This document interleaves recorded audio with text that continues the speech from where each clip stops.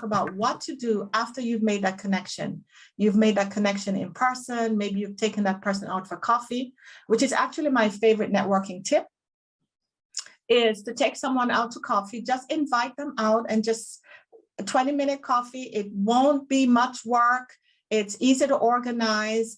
It doesn't cost much, maybe $10 for one cup of coffee, but you'll be able to afford it. And then just go for it.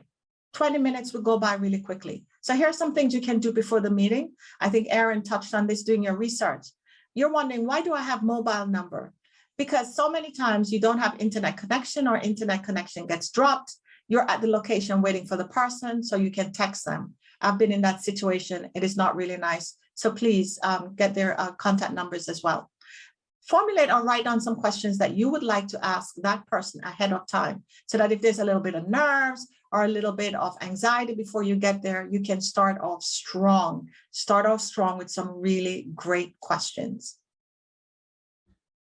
Okay, so make sure you have a notepad. Now you're wondering, why notepad and not just writing it on my phone? There is something about the pen and paper and writing things down.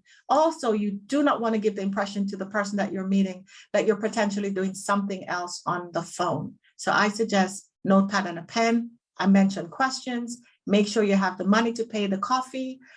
Get there before they get there so that you can select a seat and get everything situated and pay for the coffee. That's a beautiful gesture.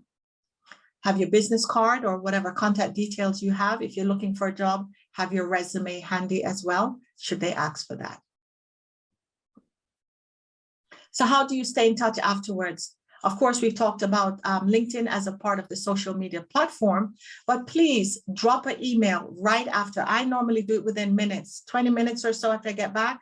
I send them a beautiful email, thanking them for their time, thanking them for their advice. And I try to be as specific as possible when I'm thanking them. Maybe something in particular that they said that I remembered, and I make sure that I've mentioned that as well in the note. If there are any action items, perhaps they suggested a book, or they suggested an article, or they suggested I reach out to someone, I make sure that I thank them for that, and I reiterate that as well in my email or my thank you note.